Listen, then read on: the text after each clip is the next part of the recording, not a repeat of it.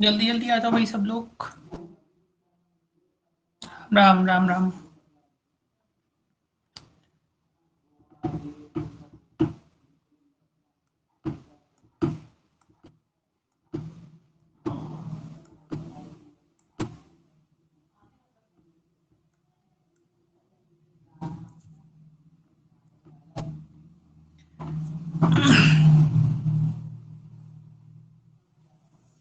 जल्दी जल्दी अटेंडेंस दे दो भाई अपनी लोग, आप लोग। आवाज क्लियर आ रही है? एक बार बता देना।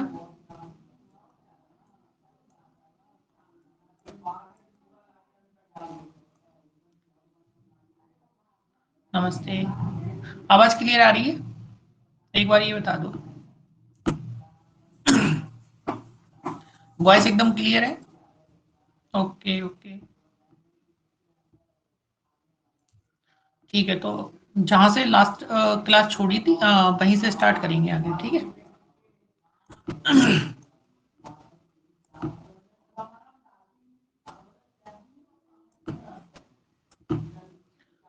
लास्ट क्लास हम नंबर सिस्टम पढ़ रहे थे, तो नंबर सिस्टम के आगे का पढ़ेंगे।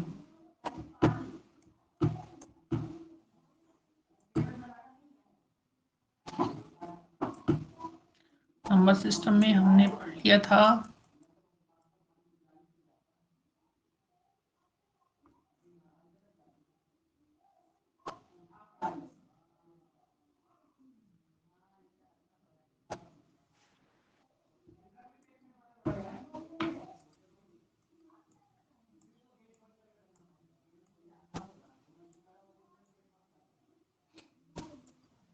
हम पढ़ चुके थे सम और विषम संख्याओं तक, ठीक है। अब इससे आगे का पढ़ेंगे। चलो सब लोग अब ध्यान से जो भी आ गए वो ठीक है, जो नहीं आए वो आते रहेंगे, लेकिन हम अपना टॉपिक स्टार्ट करते हैं। अब देखो हमने पढ़ लिया था इसमें, अगर हम बात करें तो हमने पढ़ लिया था सम और विषम संख्याओं तक, ठीक है। कॉपी पेन लेके बैठेंगे सब लोग और नोट करते जाएंगे। यहां तक हम पढ़ चुके थे सम और विषम संख्याओं तक, ठीक है। अब इससे नीचे का पढ़ेंगे हम लोग।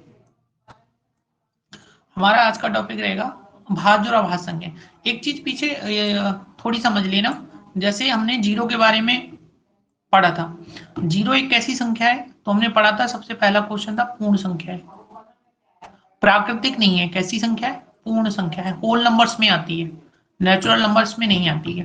दूसरा क्वेश्चन हमने पढ़ा था जीरो ना तो पॉजिटिव है और ना ही नेगेटिव है। ऐसे ही जीरो के बारे में एक फैक्ट और पढ़ेंगे। जीरो देखो ऑड नंबर में नहीं आती, विषम संख्याओं में नहीं आती, किस में आती है? जीरो सम संख्या में आती है। तो जीरो याद रखना एक सम संख्या है, विषम संख्या में इसको काउंट नहीं किया जाता है, ठीक है। तो अब इससे आगे हम पढ़ेंगे। तो ये तीन फैक्ट याद रखोगे जीरो के बारे में। पहला पूर्ण संख्या है, दूसरा आपकी ना पॉजिटिव है ना नेगेटिव है, और तीसरा फैक्ट याद रखोगे जीरो एक सम संख्या है। अब इससे आगे देखो हम पढ़ेंगे हम आज भाज्य और अभाज्य संख्याएं, कंपोजिट ऑफ प्राइम नंबर्स, ठीक है। कंपोजिट ऑफ प्राइम नंबर्स क्या होते हैं समझो। यहां से जैसे अगर हम चार की बात करें तो चार को हम कितने से डिवाइड कर सकते हैं? एक से, दो से, चार से। ऐसी छह की बात करें तो उसको एक से काट सकते हैं, दो से काट सकते हैं, तीन से काट सकते हैं और छह से काट सकते हैं। ऐसी अगर हम आठ की बात करें तो एक से काट सकते हैं, दो से काट सकते हैं, चार से काट सकते हैं और आठ से। ऐसी आठ की अगर हम बात करें तो एक से, दो से, चार से और आठ से। नौ की बात करें तो एक से, तीन से, नौ से। ऐसी दस की बात करें तो एक से, दो से, पांच से और दस से। इसके अपोजिट अगर हम अभाज्य संख्याओं की, अभाज्य संख्याओं को रूढ़ संख्या भी कहती हैं, ये ध्यान रखना। रूढ़ संख्या कभी कभी लिख के आता है, तो रूढ़ संख्या और अभाज्य संख्या एक ही चीज होती है, इंग्लिश में प्राइम नंबर बोलते हैं इन्हें। देखो अब यहां से देखो, अगर हम दो की बात करें तो दो किससे कट रहा है? एक से और दो से। तीन किससे कट रहा है? एक से और तीन से। पांच किससे कट रहा है? एक से और पांच से। सात किससे कट रहा है? एक से और सात से। 11 किससे कट रहा है? 1 से और 11 से।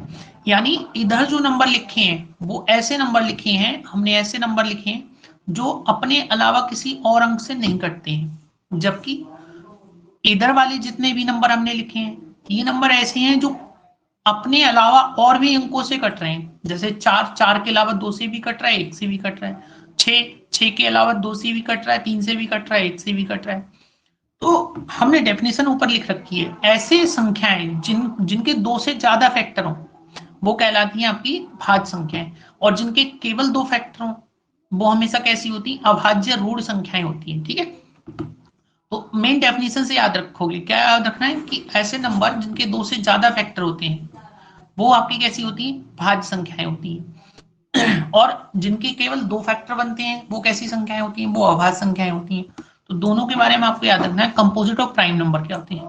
क्या हुआ? जिसके ओनली 2 फैक्टर, जिसके ओनली 2 फैक्टर प्राइम नंबर हो। ऐसा जरूरी नहीं है, देखो कंपोजिट नंबर में जरूरी नहीं कि प्राइम नंबर ही हो सारे, यहां से समझो।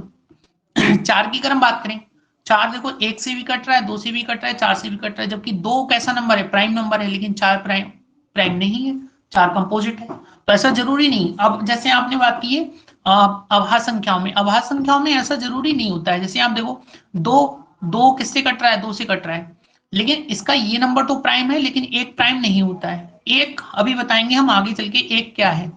एक किसी भी संख्या में आएगा, एक सबको काटता है, लेकिन एक को हम प्राइम नंबर में काउंट नहीं करते हैं।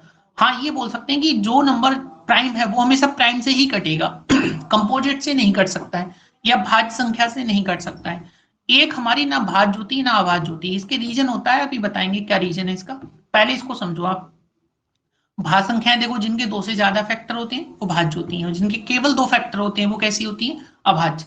एक सबका फैक्टर होगा, इसके अलावा वो नंबर उसी से, जिस जो नंबर दिया वो उसी से कटने वाला होगा। देखो एक को हम भाज्य अभाज्य में क्यों नहीं रखते हैं? जैसे इसमें रखने के लिए, भाज्य संख्याओं में रखने के लिए कितने फैक्टर होने चाहिए? 2 से ज्यादा। अभाज्य संख्याओं में रखने के लिए कितने होने चाहिए? कम से कम 2 फैक्टर। मिनिमम कितने होने चाहिए? केवल 2 फैक्टर होने चाहिए, इससे ज्यादा नहीं होने चाहिए। अगर हम बात करें एक की, तो आप एक के बारे में देखो, हमने एक को लिया, एक को हम किससे काट सकते हैं? एक से ही काट सकते हैं, इसके अलावा किसी से तो काट नहीं सकते। तो इसका केवल कितने फैक्टर बनते हैं? केवल एक फैक्टर बनता है। इसलिए इसका एक फैक्टर बनने के कारण इसको हम ना भाज्य में रखते हैं ना अभाज्य में, क्योंकि भाज्य में हम तब रख सकते हैं जब कितने फैक्टर हो? 2 से ज्यादा। और अभाज्य में कब रख सकते हैं? अभाज्य संख्याओं में तब रख सकते हैं जब फैक्टर कितने बने? 2 बने। इसलिए ध्यान रखना आपको, एक जो है वो ना तो भाज्य होती है और ना ही अभाज्य है। इसका रीजन यही है क्योंकि एक का केवल एक फैक्टर बनता है। ठीक है, आगे समझ में ये चीज? ठीक, अब इससे आगे समझो। देखो हम भाज्य संख्याओं के बारे में थोड़ा सा जानेंगे। हम 1 से 100 तक की जितनी भी अभाज्य संख्याएं हैं वो हमें पता होनी चाहिए, क्योंकि यहां से बहुत जनरली क्वेश्चन बन जाते हैं। क्वेश्चन क्या बनते हैं? जैसे आपको पहले तो नंबर याद रखना है कि पहला नंबर क्या है अभाज्य में? 2, फिर 3, फिर 5, फिर 7, फिर 11, फिर 13, फिर 17, फिर 19, फिर 23, फिर 29, फिर 31, फिर 37, 41, 43, 47, 53, 59, 61, 67, 71, 73, 79, 83, 89, 97। ठीक है, तो ये टोटल 25 नंबर होते हैं। एक से लेकर अगर हम 100 तक के बीच की अभाज्य संख्याओं की बात करें तो टोटल कितनी होती है? 25 अभाज्य संख्याएं होती है। इधर देखो मैंने साइड से लिख भी रखा है, इसको आप जब पढ़ोगे तो आपको पता होनी चाहिए। आपसे अगर कभी भी कोई पूछ ले कि 1 से लेकर 100 तक में कितनी अभाज्य संख्याएं होती हैं, कोई नहीं कोई नहीं, ठीक है, पहले आप इधर समझो। 1 से लेकर 100 के बीच की जितनी भी अभाज्य संख्याएं हैं वो टोटल कितनी है? 25 है। आपको ये चीज ध्यान रखनी है, ये फैक्ट है, ये आपको याद रखनी है। 1 से 100 के बीच में कितनी अभाज्य प्राइम नंबर होते हैं? 25। इसी प्रकार अगर आपसे पूछा जाए 1 से 50 के बीच में कितने प्राइम नंबर है, तो आपको ध्यान रखना है 1 से 50 के बीच में कितने हैं? 15 प्राइम नंबर है। ऐसे ही 50 से 100 के बीच में कितने प्राइम नंबर है? 10। टोटल कितने हैं? 10 हैं। आपसे पूछे 1 से 100 के बीच में, हमें पता है कितनी है? 25 है। ऐसे ही 100 से 200 के बीच में 21 है, यानी 1 से लेकर 200 के बीच में टोटल 46 अभाज्य संख्याएं होती है। टोटल कितनी होती है? 46। तो 1 से 200 के बीच में कितनी है? 46। 1 से 100 के बीच में होगी 25। तो 46 में से 25 हटा दो, कितनी बची? 21। तो 100 से 200 के बीच में कितनी हो गई? 21। ऐसी अगला क्वेश्चन आपको याद रखना है, 1 से 1000 के बीच में। तो आपको ध्यान रखना है 1 से 1000 के बीच 168 168 अभाज्य संख्याएं होती हैं। कितनी होती है टोटल? 168। अगर एक यहां से यहां तक 168 अभाज्य संख्या है, तो 1 से 500 के बीच में होती है 95। कितनी होती है टोटल? 95। अब 500 से 1000 तक कितनी हो गई? अब अगर 168 में से 95 घटा दे तो बच्ची कितनी? 73। तो 1 से 500 तक 95 होती है, 500 से 1000 तक कितनी होती है? 73 होती है। और 1 से 1000 तक कितनी होती है अभाज्य संख्या? 168। ये आपको फैक्ट के तौर पे याद रखनी है, क्योंकि यहाँ से जो क्वेश्चन बनते हैं वो मैं आपको बताऊंगा आगे चल के कि कैसे किस किस टाइप के क्वेश्चन बनते हैं। ठीक है। और दूसरी चीज, ये ट्रिक लिखी जो मैंने बीच में, आप देखो ये, इसको पढ़ो, ये एक ट्रिक लिखी है। इस ट्रिक को आप याद रखोगे। क्या याद रखना है कि इससे हमें ये पता चलता है कि किसके बीच में कितनी संख्याएं हैं। जैसे अगर हम बात करें, देखो 1 से 10 के बीच में क्या है, ट्रिक याद रखो। देखो ट्रिक क्या है इसकी, मैं याद करना बता दे रहा हूं। एक मोबाइल नंबर समझ लो आप, 44 22 322 321। बहुत इजी है कुछ नहीं इसमें। 44 22 322 321। देखो इस चार का मतलब क्या है, ये जो चार प्राइम नंबर है वो 1 से 10 के बीच में है। आप काउंट करके देखो, 1 2 3 4 है नहीं है। 2 से लेकर 7 तक कितनी संख्याएं हैं? 4। ऐसी अगर 10 से 20 के बीच में देखें तो 1 2 3 और 4 है। 4 यहां तक 10 से 20 के बीच में, तो इसलिए 4 और 4। अब आगे देखो दो ही संख्याएं हैं, 31 और 37। यानी अगर हम 30 से 40 के, सॉरी 20 से 30 के बीच में देखें कितनी है? दो। कितनी है टोटल? 23 और 29। ऐसी अगर हम 30 से 40 के बीच में देखें तो सिर्फ दो ही है, देखो 31 और 37। ऐसे ही अगर हम आगे देखें 40 से 50 के बीच में, तो 41 43 और 47। कितनी हो गई? 3। ऐसी अगर हम इससे आगे बढ़े तो 53 59 50 से 60 के बीच में कितनी है? 2। ठीक है। ऐसे ही 61 और 67, 60 से 70 के बीच में कितनी है? 2। 70 से 80 के बीच में 1 2 और 3। तो इस ट्रिक से याद रखोगे किसके बीच में कितनी संख्याएं हैं, क्योंकि जो क्वेश्चन बने हैं यहाँ से वो आगे चल के मैं बताऊंगा। मेनली आपको ये चीज जरूर याद रखनी कि अभाज्य संख्याएं कौन कौन सी होती हैं, किसके बीच में कौन कौन सी हैं। इसकी ट्रिक्स भी बताऊंगा निकालने की, कैसे हम निकाल सकते हैं। ठीक है। लेकिन अभी इतनी याद रखोगे इस ट्रिक को कि 44 22 321। इस ट्रिक से हमें ये पता चल जाएगा कि किसके बीच में कितनी संख्याएं हैं। तो ये फैक्ट आपको याद रखनी है। फैक्ट क्या है? पहला देखो, हमें याद रखना है 1 से 100 के बीच में कितनी अभाज्य है? 25। 1 से 50 के बीच में कितनी है? 15। 50 से 100 के बीच में कितनी है? 10। 1 से 200 के बीच में कितनी है? 46। 1 से 100 के बीच में है 25। 100 से 200 के बीच में है 21। 1 से 1000 के बीच में है 168। और 1 से 500 के बीच में है 95। 500 से 1000 के बीच में है 73 यानी 73। ठीक है। तो यहां तक आपको ये फैक्ट के तौर पे आप कॉपी पेन साथ लेके बैठो और लिखते रहो साथ साथ, वरना आप एक काम करो स्क्रीनशॉट ले लो, बाद में लिख लेना। ठीक है। अब इससे अगले पेज पे देखो,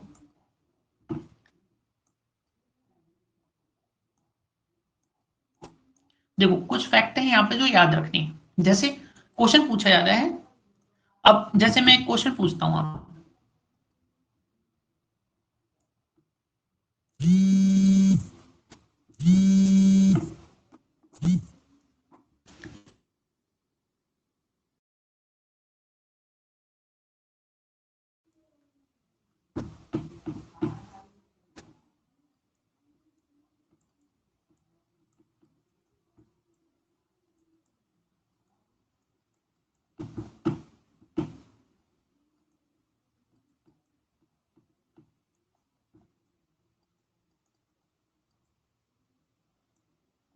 चलो क्वेश्चन है सबसे छोटी अभाज्य संख्या क्या है? कौन आंसर बताएगा?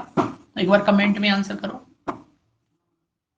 ऑप्शन दे देते हैं आपको। पहला ऑप्शन है 2, तीसरा दूसरा ऑप्शन है 3, तीसरा ऑप्शन है इनमें से कोई नहीं,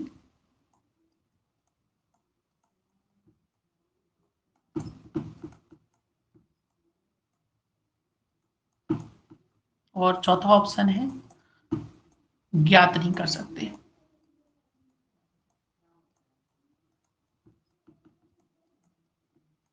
चलो बताओ कौन सा ऑप्शन सही होगा। ठीक है, 3 लोगों ने आंसर किया है। 4 ज्ञात नहीं कर सकते। ठीक है, बहुत बढ़िया। ए गलत। 2 गलत है बेटा, 2 गलत है आपका। और कोई बताओ भाई। चलो समझो, देखो अब लास्ट क्लास हमने आपको क्या बताए थे, आपको बताए थे, आपको पूर्णांक बताए थे, नहीं बताए थे? पूर्णांक हम कितने तरह के बताए थे? 3 तरह के। जीरो, जीरो से ऊपर प्लस के होते हैं इंफिनिटी तक, ऐसी जीरो से नीचे माइनस के होते हैं इंफिनिटी तक, लेकिन ये माइनस इंफिनिटी होगा। ठीक है, अब आप एक चीज देखो, हमने अभाज्य संख्याओं के बारे में क्या बताया? ऐसे नंबर जिनके केवल 2 फैक्टर हो वो अभाज्य होती हैं, और जिनके 2 से ज्यादा हो वो क्या होती है? भाज्य होती हैं। तो आप एक चीज बताओ कि अगर मैं -2 लिखूं तो आप इसके कितने फैक्टर कर सकते हो? या तो इसको 1 से काट सकते हो, या फिर 2 से काट सकते हो। काट सकते हो, कट जाएगा बिल्कुल। या हम बोल सकते हैं इसको -1 से भी काट सकते हैं, -2 से भी काट सकते हैं। तो देखो, अगर हम माइनस में ले रहे हैं तब भी 2 फैक्टर बन रहे हैं, प्लस के ले रहे हैं तब भी 2 फैक्टर बन रहे हैं। तो आप बताओ 2 से ज्यादा बना सकते हो क्या? जबकि 2 से छोटा क्या है? -2 है। 2 से छोटा क्या है? -2 है। तो आप ये कभी नहीं बता सकते। अगर हम 2 से छोटी की, -2 से भी छोटी की बात करें तो -3 है, उससे भी छोटी की बात करें तो -5 है, उससे भी छोटी की बात करें तो -7 है। इस तरह जब हम माइनस में जब जाएंगे तो छोटे से छोटा नंबर मिलेगा। यानी ये इस केस में हम कभी भी ये नहीं बता सकते हैं कि सबसे छोटी संख्या क्या है। तो हम लास्ट ऑप्शन लगाएंगे, कौन सा? कि ज्ञात नहीं कर सकते। ठीक है, अगर हमें कंडीशन नहीं दी है तो इस चीज को ध्यान रखो। ये चीज मैंने कई बार आप लोगों को बताई है कि जब हमें कंडीशन ना दी हो, ना उसने पॉजिटिव पूछा हो ना नेगेटिव पूछा हो, और हमारे पास ऑप्शन है कि ज्ञात नहीं कर सकते, तो हमेशा इसको प्रेफर करोगे, लास्ट ऑप्शन को। ठीक है, हमेशा इस चीज पे प्रेफरेंस देंगे कि हमें ये पता होना चाहिए कि हम दो क्यों नहीं हो सकता। चलो अभी बताते हैं 2 क्यों नहीं हो सकता है। देखो, अभी हम यही चीज समझा रहे थे। हमने अभी क्या बोला कि लास्ट क्लास आप लोग नहीं आए थे, तो लास्ट क्लास हमने पूर्णांक पढ़ाए थे। पूर्णांक क्या है? पूर्णांक का मतलब होता है ऐसी संख्या जो पॉजिटिव हो। पूर्णांक का मतलब होता है पॉजिटिव, नेगेटिव और जीरो, 3 तरह के पूर्णांक को मिलाकर टोटल पूर्णांक बोलते हैं। तो आप एक चीज बताओ, 2 के कितने फैक्टर बन रहे हैं? 2, तो -2 के भी तो 2 ही फैक्टर बन रहे हैं। तो 2 से छोटा कौन सा है? -2 है। 2 से छोटा कौन सा है? -2। -2 से छोटा -3 है, -3 से छोटा -5 है, -5 से छोटा -7 है, -7 से छोटा -11 है। यानी हम माइनस में जितना भी नीचे चाहे 2 से छोटे नंबर मिल सकते हैं। ठीक है, जबकि हमने पूछा क्या है, क्वेश्चन पढ़ो आप ध्यान से, कि सबसे छोटी अभाज्य संख्या क्या है। तो यहाँ तो हमसे पॉजिटिव या नेगेटिव की बात नहीं कर रहा है ना। जब हमसे पॉजिटिव नेगेटिव की बात नहीं कर रहा है तो हम कैसे कह देंगे कि 2 आंसर होगा, क्योंकि 2 तो पॉजिटिव है। तो इस चीज को आप ध्यान रखोगे कि अगर हमसे -2, -2, ना ना ना, -2 तो नहीं, सुनो, -2 से छोटा -2 है ना। अब इस चीज को थोड़ा दिमाग लगा के सोचो भाई। देखो हमने क्या समझा है कि 2 से छोटा क्या है? -2 है। -2 से छोटा क्या है? -3 है। -3 से छोटा क्या है? -5 है। तो आप जितना माइनस में जाओगे उतना छोटा नंबर मिलता जाएगा। इसलिए हम 2 को प्रेफर नहीं कर सकते हैं, क्योंकि 2 नेगेटिव में सबसे बड़ा है। 2 नेगेटिव में तो सबसे बड़ा है, और +2 पॉजिटिव में सबसे छोटा है। ठीक है, तो अब इससे यहां से क्वेश्चन कैसे पूछता है वो समझो। देखो, हमसे कंडीशन जरूर देगा। हमें क्या करेगा? हमें कंडीशन लगा के देगा। अब यहां से क्वेश्चन ऐसे पूछा गया था, सबसे छोटी ऋणोत्तर,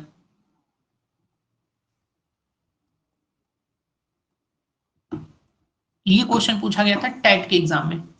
ठीक है, 2017 में पूछा गया था, समथिंग ऐसी 16-17 में पूछा गया था। ये क्वेश्चन पूछा गया सबसे छोटी ऋणोत्तर अभाज्य संख्या क्या है। आप बताओ क्या होगा अगर हम बोलें सबसे छोटी ऋणोत्तर अभाज्य संख्या क्या है? अब बताओ कौन बताएगा? 2, बिल्कुल सही। देखो, 2 हम इसलिए बताएंगे, ऋणोत्तर का मतलब आप समझोगे। देखो, जिसको भी इस वर्ड को समझने में दिक्कत है वो इंग्लिश सेक्शन में जरूर जाए। जब भी हमें मैथ्स में कोई भी समझ में ना आए तो इंग्लिश में मैथ की लैंग्वेज जरूर देखे। और सिंपल लैंग्वेज लिखता है, नॉन नेगेटिव लिखा हुआ था। ठीक है, नॉन नेगेटिव का मतलब नेगेटिव तो नहीं बताना, हमें क्या बताना पड़ेगा? पॉजिटिव। तब आंसर हम बनाएंगे कितना, तो इस चीज को ध्यान रखना कि हमसे क्वेश्चन पूछा कैसे जा रहा है। जब भी नेगेटिव नहीं होगा इसका मतलब, इसका मतलब है नॉन नेगेटिव मतलब पॉजिटिव, ठीक है। रेडेत्तर का मतलब ये, जैसे आपने मौर्योत्तर पढ़ा है, आपने मौर्योत्तर का मतलब क्या होता है, मौर्य के बाद का उत्तर वैदिक पढ़ा है, हिस्ट्री में आप पार्ट पढ़े होंगे, ये हिस्ट्री में टॉपिक्स हैं, ये आपने सुने होंगे, हालांकि पढ़े भी होंगे। जैसे मौर्योत्तर है, उत्तर वैदिक है, उत्तर का मतलब होता है बाद का, ऐसी ऋणोत्तर, ऋणोत्तर का मतलब ऋण के बाद, और ऋण के बाद क्या आता है, धन आता है, ऋण के बाद क्या आता है, धन, तो धन का मतलब होता है पॉजिटिव। तो आप ये ध्यान रखो, यहाँ ऋणोत्तर का मतलब नेगेटिव नहीं है, ऋणोत्तर का मतलब है पॉजिटिव पूछ रहा है, इसलिए हम आंसर क्या बनाएंगे, दो। समझ गए इतनी चीज, ठीक है। तो आप ये जरूर याद रखो कि क्वेश्चन कैसे पूछा जाता है। अब आगे देखो, ये फैक्ट से याद रखोगे। फैक्ट पहला क्या है, अगर हम आभास संख्याओं की बात करें तो दो एकमात्र ऐसी संख्या है, जितनी भी आभास संख्या है वो सारी की सारी, सारी जितनी भी हैं वो सारी एक ऑड नंबर है, विषम संख्याएं हैं। यानी दो एकमात्र ऐसी संख्या है जो अपने आप में सम है। जैसे आप इधर देख लो, मैंने ऊपर आपकी संख्याएं लिखी थी, उससे पहले वाली स्लाइड्स में थी शायद, ये है। यहाँ पे देखो, अगर हम दो की बात करें, थोड़ा रिमूव कर देता हूं यहां से।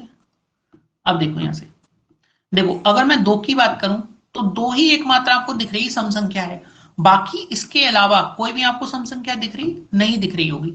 जितनी भी ये संख्याएं ये सारी कैसी है, विषम संख्याएं। तो आप ये चीज फैक्ट याद रखोगे कि दो एकमात्र ऐसी संख्या है जो अपने आप में क्या है, सम है, बाकी जितनी भी आभास संख्याएं हैं वो सारी की सारी कैसी होंगी, विषम संख्याएं होंगी, ठीक है। अब इससे आगे देखो जरा, नेक्स्ट स्लाइड पे हम लोग थे, यहाँ पे पढ़ते हैं। देखो यहाँ पे हम पढ़ रहे थे, पहला फैक्ट क्या था, सबसे छोटी एकमात्र आभास संख्या है जो कैसी है, सम है। तो आप पहला फैक्ट याद रखोगे, दो के अलावा कोई भी संख्या ऐसी नहीं है जो सम होगी। दूसरा फैक्ट याद रखना है, अगर आपसे पूछे सबसे छोटी धनात्मक विषम संख्या कौन सी है, विषम आभास संख्या कौन सी है, तो याद रखोगे तीन। दो सम है लेकिन तीन कैसी है, विषम। तीन कैसी है, विषम है। आपसे पूछे सबसे छोटी धनात्मक भाज्य संख्या कौन सी है, तो कौन सी होगी, चार होगी, लेकिन ये कैसी संख्या है, सम। और आपसे अगर विषम पूछ ले भाज्य में, भाज्य का मतलब जो कटने वाले नंबर है, उसमें कौन सी है, नौ है। तो ये चारों फैक्ट याद रखोगे। और देखो ये फैक्ट मैंने लिख दिया, एक ना तो भाज्य संख्या है और ना ही कैसी है, अभाज्य संख्या है। तो एक के बारे में भी याद रखो, एक को हम ना भाज्य संख्याओं में काउंट करते हैं, ना ही अभाज्य संख्याओं में। अभी आपका क्वेश्चन आ गया जो भी मैंने पूछा था, तो पूछा है सबसे छोटी ऋणात्मक आभाज्य संख्या क्या है, तो हम ज्यादातर बच्चों ने माइनस का दो लगाया था, जबकि माइनस का दो गलत है। ऋणात्मक का मतलब है हमसे ऋणात्मक नहीं पूछ रहा है, धनात्मक पूछ रहा है, ठीक है। तो हम आंसर क्या लगाएंगे, दो। समझ गए। अब आगे देखो, अगर हम आगे की बात करें तो आपको कुछ फैक्ट ऐसे याद रखने, जैसे अभाज्य संख्या दो और तीन के अलावा कोई भी ऐसी संख्या नहीं होती जो लगातार आती हो। लगातार का मतलब जिनमें एक का अंतर हो। दो और तीन ही ऐसी एकमात्र सेट है नंबर्स का, अभाज्य संख्याओं के, जिनमें एक का अंतर होता है। इसके अलावा कोई भी नंबर आएगा उनमें एक का डिफरेंस नहीं होगा, क्योंकि अगर एक का डिफरेंस बनेगा तो वो संख्या कैसी बन जाएगी, सम बन जाएगी। एक अगर अभाज्य होगी तो दूसरी सम बन जाएगी। सात, सात के बाद क्या आएगा, आठ, आठ तो कटने वाली हो गई। ऐसे अगर हम 11, 11 की बात करें तो 11 के बाद आएगा 12, 12 भी कटने वाला हो गया। यानी अभाज्य संख्या के बाद अगर अगला नंबर लगातार देखोगे तो वो हमेशा हमेशा कटने वाला ही मिलेगा, मतलब वो सम संख्या मिलेगी, क्योंकि दो ही एकमात्र ऐसी संख्या है जो अभाज्य भी है और सम भी है। बाकी जितनी भी सम संख्या है वो हमेशा किसी ना किसी नंबर से कटती हैं, ठीक है। अगला दूसरा फैक्ट, अब यहां से देखो, 3, 5, 7 का एकमात्र ऐसा सेट है ये तीन नंबर का, जिनमें कितने का डिफरेंस है, दो का। अब ऐसा कोई भी सेट नहीं आएगा, कभी नहीं आएगा, जिनमें कितने का डिफरेंस हो, दो का। यानी तीन संख्याओं का, दो दो के तो सेट हैं, लेकिन तीन संख्याओं को कोई भी ऐसा सेट नहीं आता है जिनमें कितने का डिफरेंस हो, दो का, ठीक है। और एक से 100 के बीच में कितने ट्विन प्राइम नंबर्स होती है, ट्विन प्राइम आगे बताएंगे क्या होती है। तो टोटल कितने ट्विन प्राइम नंबर्स होती है, टोटल होते हैं 8 ट्विन प्राइम। देखो ट्विन प्राइम का मतलब क्या होता है, देखो यहाँ पे लिखा हमने ट्विन प्राइम। ट्विन प्राइम का मतलब होता है ऐसे दो अभाज्य संख्याएं जिनका अंतर कितना हो, दो। जैसे 3 और 5 का अंतर कितना है, दो है। 5 और 7 का अंतर कितना है, दो है। 11 और 13 का अंतर कितना है, दो है। 17 19 का अंतर कितना है, दो है। तो ऐसे टोटल कितने प्राइम नंबर पड़ेंगे जिनके बीच में 2 का डिफरेंस होगा? तो ऐसे टोटल पड़ते हैं 1 से 100 के बीच में 8। ये डायरेक्टली क्वेश्चन पूछा जाता है, हाँ, जिसका डिफरेंस 2 होता है। ठीक है, ऐसे 2 नंबर, जैसी 2 अभाज्य संख्याएं जिनका डिफरेंस कितना हो, 2 हो, तो ऐसे नंबर कहलाते हैं ट्विन प्राइम। ठीक है, तो आपको इंग्लिश में याद रखो ट्विन प्राइम नंबर्स होते हैं। ठीक है, यानी जुड़वा एक तरह से हो सकते हैं। तो हमेशा ऐसे कितने होते हैं टोटल? 8। अभी मैं गिनवाऊंगा आपको कौन कौन से होते हैं। अगर हम प्राइम नंबर्स की सीट्स की बात करें तो इसमें हमने लिखे थे प्राइम नंबर। अब यहां से देखो ट्विन प्राइम कौन कौन से हैं। देखो आपको 3 और 5 है, 5 और 7 है, ठीक, 11 और 13 है, एक 17 हो गया और एक 19 हो गया। ठीक है, ऐसे 29 और 31 है, ठीक, ऐसे 41 और 43 है, ऐसे ही आपका 59 और 61 है, ऐसे ही आपका 71 और 73 है, ऐसी टोटल कितने हो गए देखो, 1 2 3 4 4 5 6 7 और 8, टोटल 8 हो गए। तो इस तरह से ये ट्विन प्राइम नंबर्स होते हैं। तो 1 से 100 के बीच में कितने ट्विन प्राइम नंबर्स हैं, तो आपको ध्यान रखने हैं। ठीक है, अब एक क्वेश्चन पूछूंगा, मैं आंसर करेंगे उसका।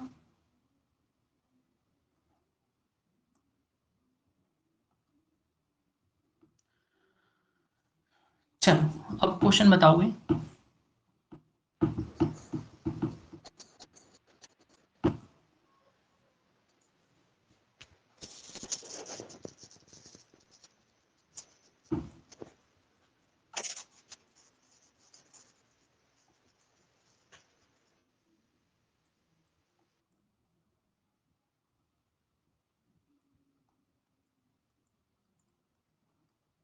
चलो कौन बताएगा आंसर? 1 से 50 के बीच कितनी भाज्य संख्याएं हैं?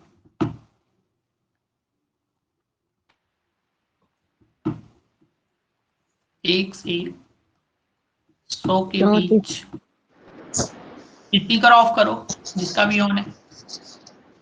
ओके।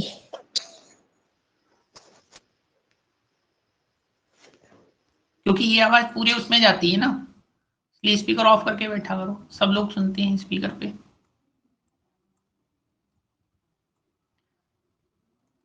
चलो अब बताओ, 1 से 50 के बीच कितनी भाज्य हैं और 1 से 100 के बीच कितनी भाज्य हैं? कंपोजिट नंबर बताने हैं। अच्छा 34 74, और कोई बताओ भाई।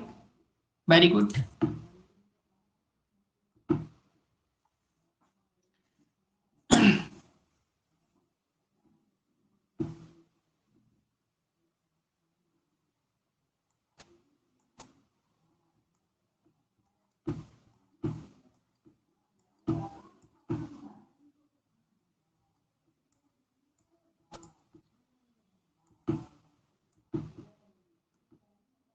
34, ठीक, चलो सही है।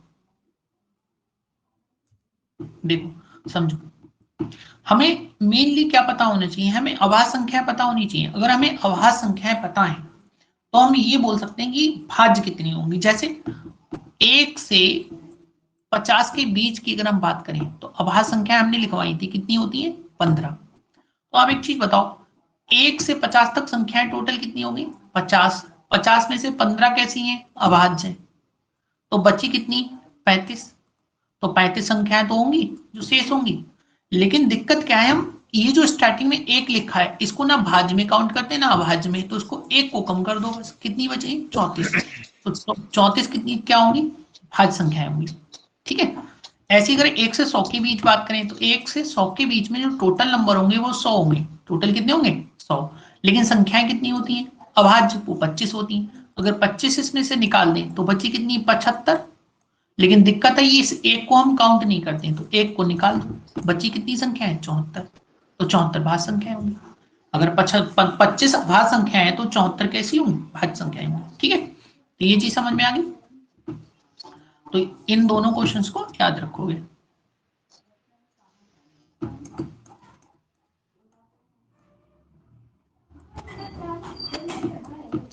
चलो अब इससे आगे देखो।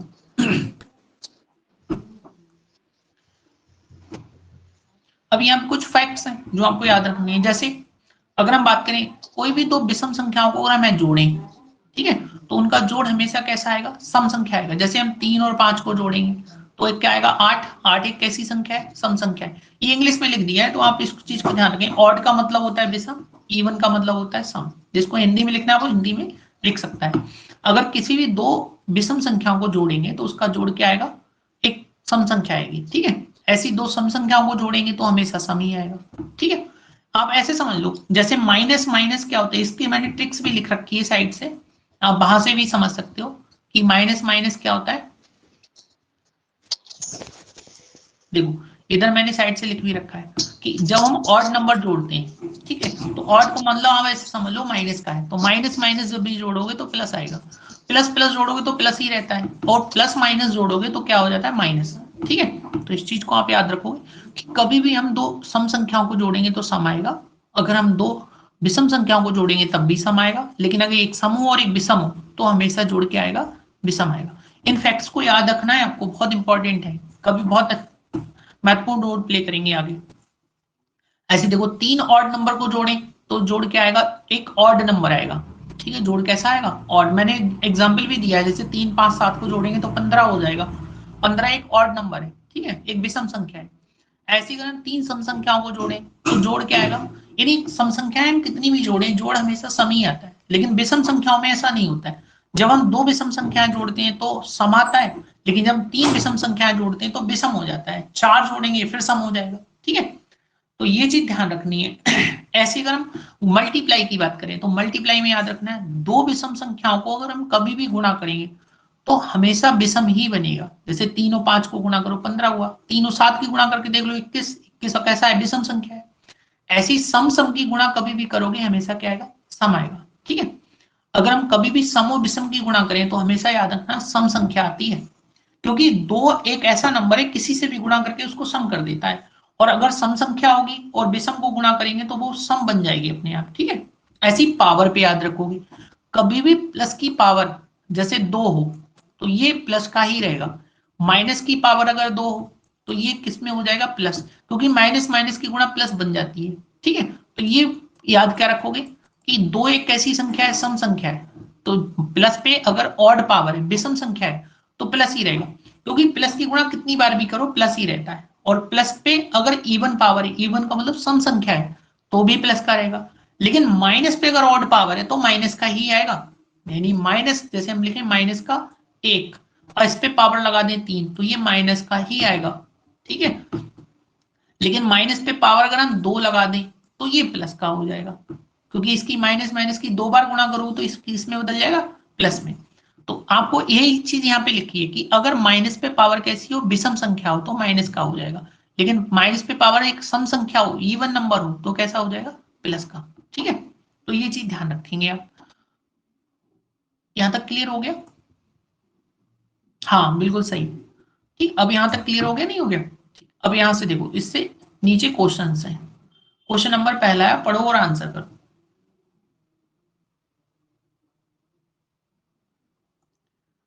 सब लोग आंसर करेंगे। लिखा है यदि n एक दो अंकों की सबसे छोटी धनात्मक अभाज्य संख्या है तो n स्क्वायर को 15 से विभाजित करने पर शेषफल क्या होगा।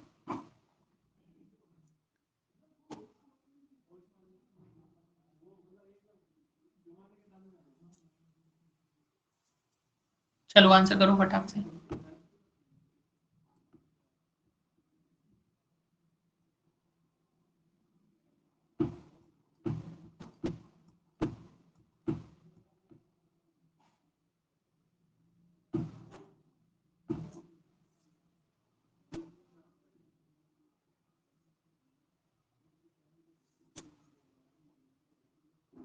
एक, ओके बहुत बढ़िया। और कोई,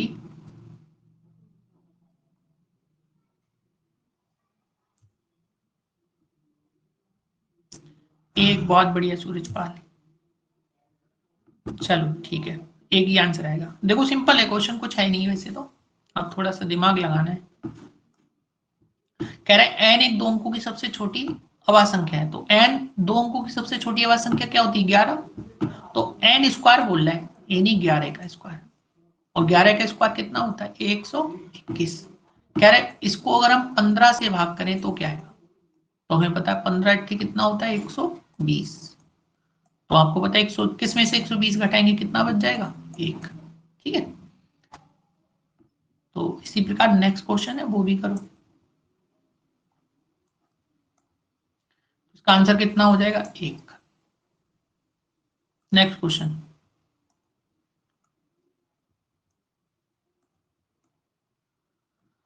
अगला क्वेश्चन है, यदि x एक दो अंकों की सबसे बड़ी धनात्मक अभाज्य संख्या है तो उसे 19 से भाग करने पर कितना शेषफल आएगा, 1 आएगा, 2 आएगा, 3 आएगा, 0 आएगा, क्या आएगा,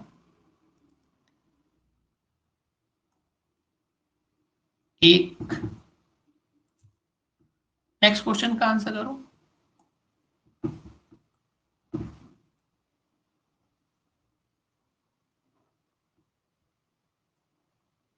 0, 3,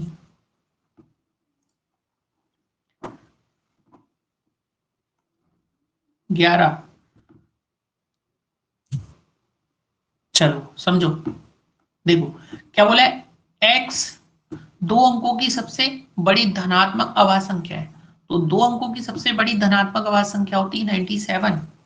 ठीक है, अब हमसे बोल क्या रहा है, सिंपल सा क्वेश्चन है, क्या बोला है इसने, कह रहा है कि 19 से भाग करना है इसे, तो 19 से भाग कर लो, क्या दिक्कत है, 19 से अगर हम 97 को डिवाइड करें तो 19 पंजे 95 होता है, कितना शेष बचेगा, 2 शेष बच जाएगा, क्या था इसमें, समझ गए, 2 सही, बिल्कुल सही आंसर, 2 आंसर होगा। आपको पता होना चाहिए, अभी मैंने सारी संख्याएं लिखवाई हैं आपको कि सबसे छोटी कौन सी होती है, सबसे बड़ी कौन सी होती है, लेकिन ध्यान ही नहीं है ना यहाँ पे। चलो ठीक है, इसका आंसर कितना होगा, 2। अब देखो नेक्स्ट स्लाइड देखो,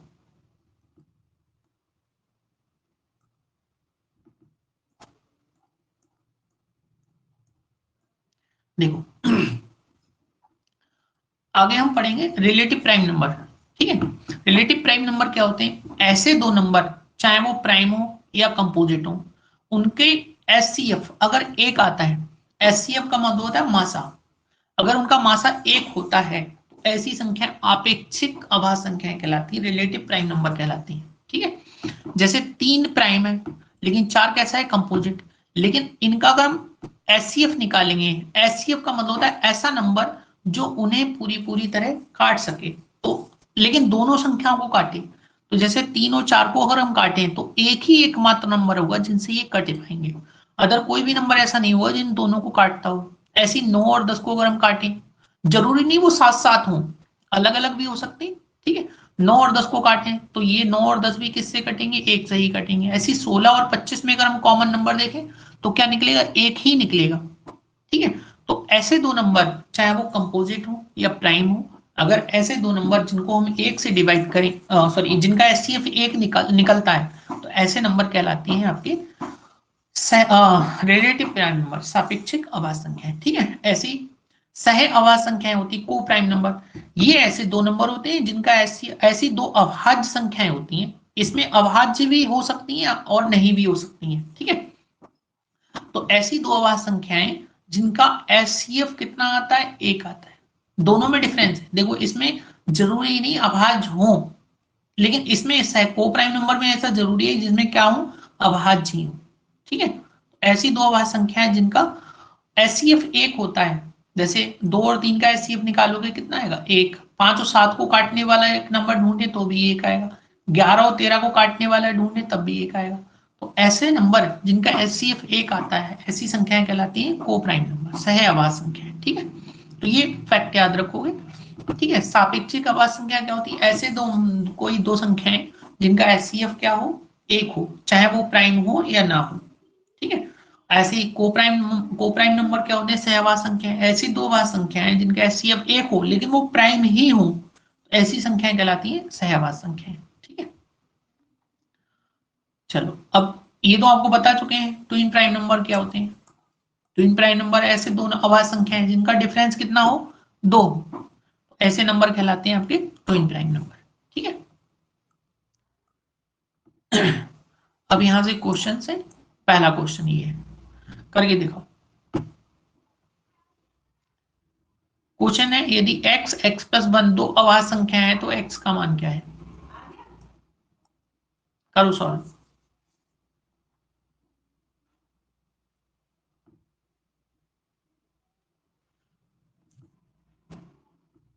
दो, बहुत बढ़िया।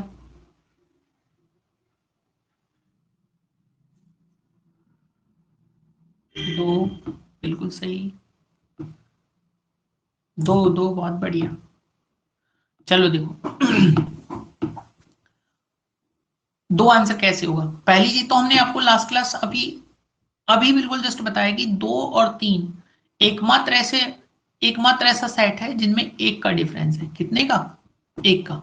इसके अलावा कोई सेट आता नहीं है। तो आप देखो x और x प्लस 1 में कितने का डिफरेंस है? एक का ही तो है। तो हम यहां से भी बोल सकते हैं कि x की वैल्यू 2 ही हो सकती है, x प्लस 1 की वैल्यू 3 ही हो सकती है। बाकी अगर ऐसे ध्यान ना रहे आपको तो आप ऑप्शन रख के देख लेना। कह रहे दोनों अभाज्य संख्या है, तो देखो अगर हम पहला ऑप्शन देखें तो पहला ऑप्शन है एक, और एक ना भाज्य होती ना अभाज्य होती, तो इसको हटा देंगे। ऐसी चार ना भाज्य होती, चार कैसी होती? अभाज्य होती नहीं है, भाज्य होती, तो चार भी हट जाएगा। अब दो बचा और तीन बचा, आप रख के देख लो। अगर हम दो रखेंगे तो x की वैल्यू 2 रखेंगे तो 2 प्लस 1 कितना हो जाएगा? 3, यानी दोनों कैसी संख्याएं आ गई? अभाज्य संख्याएं आ गई। यानी आंसर कितना होगा? 2 होगा। 3 रखोगे तो वो 3 से नहीं आएगा। अगर यहाँ 3 रख दें तो 3 प्लस 1 कितना हो जाएगा? 4, जबकि 4 अभाज्य नहीं होती है। ठीक है, तो इसलिए ये आंसर गलत हो जाएगा फिर। तो आंसर क्या होगा इसका? 2। ऐसी नेक्स्ट क्वेश्चन है अगला, इसका आंसर बताओ।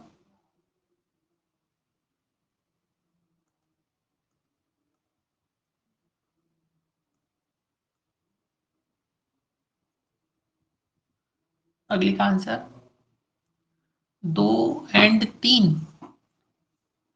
सेकंड का 3, अच्छा अच्छा, सेकंड का 3। वॉइस नहीं आ रही है?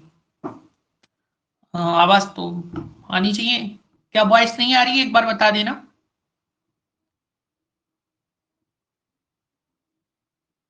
वॉइस नहीं आ रही है क्या? वॉइस नहीं आ रही है, एक बार बता दो जरा कमेंट में।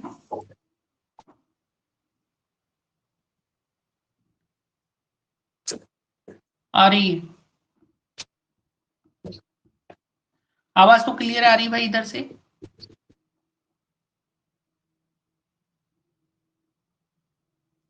अच्छा अच्छा, ठीक ठीक, कोई दिक्कत नहीं। चलो देखो कोई दिक्कत नहीं। हाँ, नेक्स्ट क्वेश्चन क्या है? अगला क्वेश्चन है देखो, कह रहे m m plus two m plus 4 तीन अभाज्य संख्याएं हैं। कैसी है? तीन अभाज्य संख्याएं। तो एम का मान क्या है? इसको भी अभी हमने जस्ट बताया था कि अगर तीन संख्याएं लगातार हों तो एकमात्र ऐसा सेट हो सकता है। कौन कौन सा? तो हमने बताया था 3, 5 और 7। इनमें कितने का डिफरेंस है? 2 का। कितने कितने का डिफरेंस है? 2 2 का। ऐसे ही आप देखो कि m m plus 2 m plus 4 में इसमें भी 2 का डिफरेंस, इसमें भी 2 का डिफरेंस। तो हमें ऐसे क्लियर हो गया कि 3, 5, 7 का एकमात्र ऐसा सेट होगा। इसको 3 रख लें, इसको 5 रख लें, तो 3 प्लस 2 5 हो गया, 3 प्लस 4 कितना हो गया? 7 हो गया। तब हमारे पास आंसर क्या पॉसिबल होगा? लेकिन अगर ये चीज रट लोगे तो ज्यादा बेटर है, आप फटाक से आंसर लगाओगे। लेकिन नहीं रट पा रहे हो, कोई दिक्कत नहीं, आप उस चीज को ऑप्शन से रख के देख लो। ठीक है, जैसे अगर हम पहला ऑप्शन रखें 3, पहला ऑप्शन रखें 0।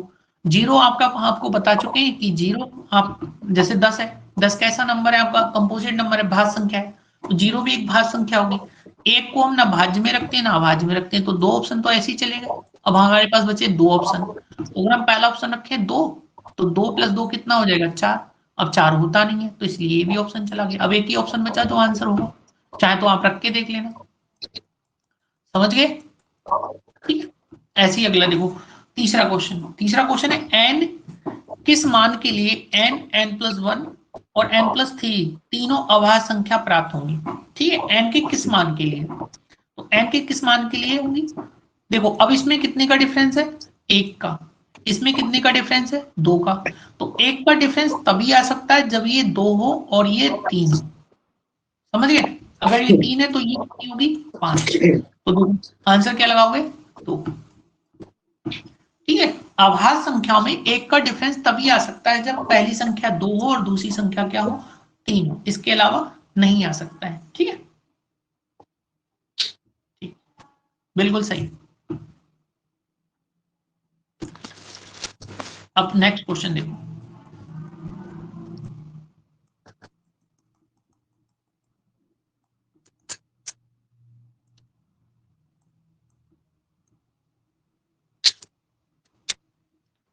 अगला क्वेश्चन देखो।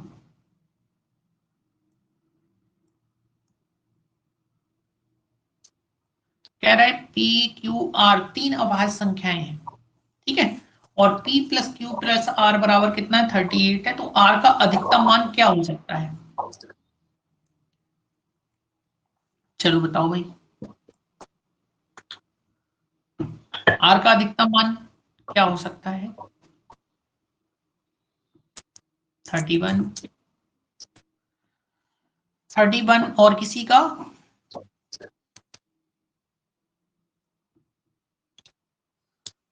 8 लोग देख रहे हैं, लेकिन जवाब 2 ही 3 लोग दे रहे हैं।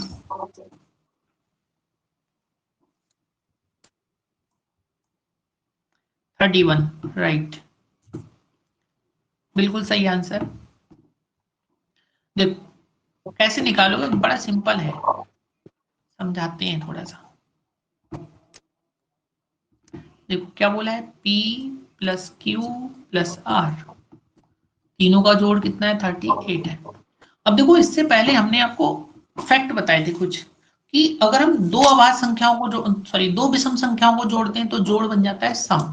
ठीक है, लेकिन जब हम 3 विषम संख्याओं को जोड़ते हैं तो विषम ही जोड़ बनता है। तो यहां से एक चीज तो क्लियर हो गई, तीनों संख्याएं विषम नहीं होंगी, क्योंकि अगर हम तीनों विषम ले लें, जैसे 3 5 7 अगर हम ले लें तो जोड़ कितना बन रहा है? 15। तो जोड़ क्या आना चाहिए? विषम आना चाहिए, जबकि जोड़ कैसा है? सम है। तो यहां से देखो एक चीज क्लियर हुई नहीं आपकी, कि तीनों संख्याएं जो होगी वो वो तो पता चल गया कि विषम तो नहीं होगी। ठीक है, तीनों संख्याएं कैसी नहीं होंगी? विषम नहीं होंगी। अगर तीनों संख्याएं विषम नहीं है तो इनमें कोई भी एक सम हो जरूर होगी। और हमें पता है कि अगर तीनों अभाज्य हैं तो एकमात्र अभाज्य संख्याओं में 2 ही है जो सम है, इसके अलावा कोई भी सम नहीं है। तो अगर हम यहां से देखें तो p की वैल्यू हमने 2 मान ली, p की वैल्यू कितनी मान ली? 2 मान ली। तो इन दो तीनों का जोड़ है 38, यानी q और r का जोड़ कितना होगा? 2 इधर आके माइनस का हो जाएगा। 38 में से अगर माइनस का 2 घटाएं कितना बचेगा? 36। अब हमें यहां से क्लियर हो गया Q और R का जोड़ कितना है? 36 है। ठीक है, अब आप चाहें तो ऑप्शन से रख लो, वरना दिमाग लगा लो। देखो अगर हम पहला ऑप्शन रखें, R की वैल्यू रख दें 23, कितनी रख दें? 23, लेकिन हमसे अधिकतम पूछा है तो आप बड़े से बड़ा रखो ना, क्या दिक्कत है? तो बड़ी वैल्यू देखो कौन सी है? 37 है। R की वैल्यू 37 रख दें। तो अब एक चीज बताओ कि दोनों का जोड़ तो है 36, तो हम आर की वैल्यू 37 तो रख नहीं सकते हैं, क्योंकि जोड़ से बड़ा थोड़ी रख सकते हैं। तो 37 तो गलत हो गया, फिर 37 क्या हो गया? गलत। अगर हम रखें 31, कितना रखें? 31। अगर इसको 31 रखेंगे तो 36 में से 31 घटा दो, कितना हो गया? 5। यानी क्यू की वैल्यू हो गई 5, आर की वैल्यू हो गई 31। अब देखो और ऑप्शन इसलिए नहीं रख सकते, जैसे हम रखें 29, कितना रखें? 29। अगर 36 में से 29 घटाएंगे कितना बचा? 7। यानी आर की वैल्यू छोटी आ रही है, 31 से कैसी आ रही है? छोटी। लेकिन हमसे मैक्सिमम पूछा है, अधिकतम क्या रख सकते हैं आर का मान? तो अधिकतम क्या रख सकते हैं? 31 रख सकते हैं। ठीक है, ऐसे ही अगला क्वेश्चन है, तो अगला क्वेश्चन आप लोग करोगे। क्वेश्चन ध्यान से पढ़ो और सॉल्व करो।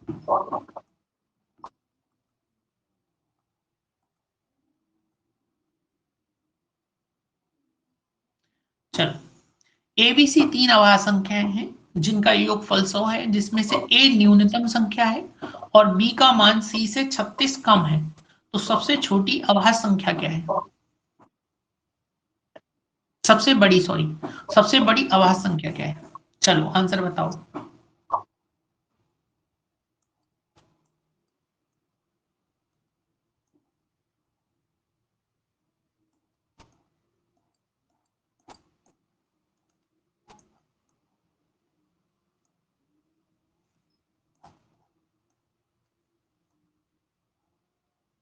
2 सॉरी, नहीं 2 नहीं होगा, सबसे बड़ी छोटी तो बता सकते हैं 56, 56।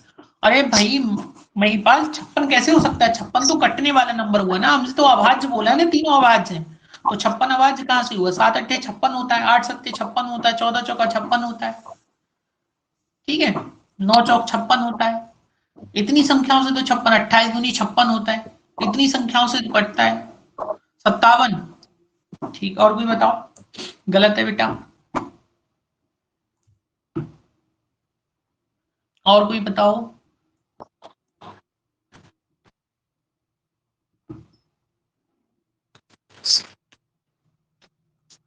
स्पीकर किसका ऑन है भाई? स्पीकर ऑफ कर लो।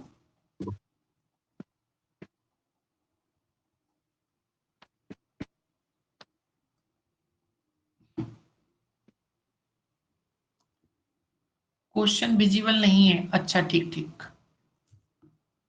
क्वेश्चन विजिबल नहीं है, एक मिनट को अभी विजिबल कर दे। क्वेश्चन ये है, एबीसी 3 अभाज्य संख्याएं हैं जिनका योगफल 100 है, जिनमें ए न्यूनतम संख्या है और बी का मान सी से 36 कम है, तो सबसे बड़ी अभाज्य संख्या क्या है?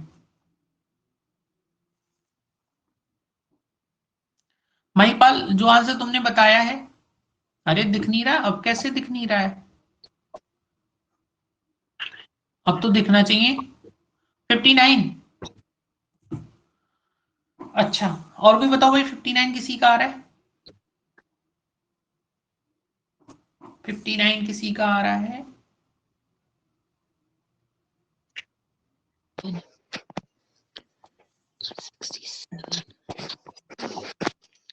67 राइट आंसर। हाँ देखो 67 आएगा भाई, एक आंसर आया। चलो समझाते हैं, देखो क्या बोला है, ए बी और सी 3 अभाज्य संख्याएं हैं, तीनों का जोड़ क्या है? 100। अब फैक्ट वही आ गया कि तीनों संख्याएं कभी भी विषम नहीं हो सकती हैं, क्योंकि विषम होगी तो जोड़ कैसा बनना चाहिए? विषम, जबकि जोड़ कैसा दे रखा है? 100, और 100 एक सम संख्या है। कह रहे ए का मान न्यूनतम संख्या है, और न्यूनतम में सम कौन सी है?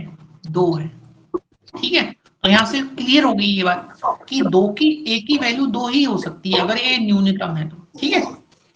अगर ए की वैल्यू 2 है तो बचा कौन? बी और सी। अब आप देखो बी और सी की वैल्यू निकाल लो, 2 इधर आके किसका हो जाएगा? माइनस का, कितना बच गया? 98, 98।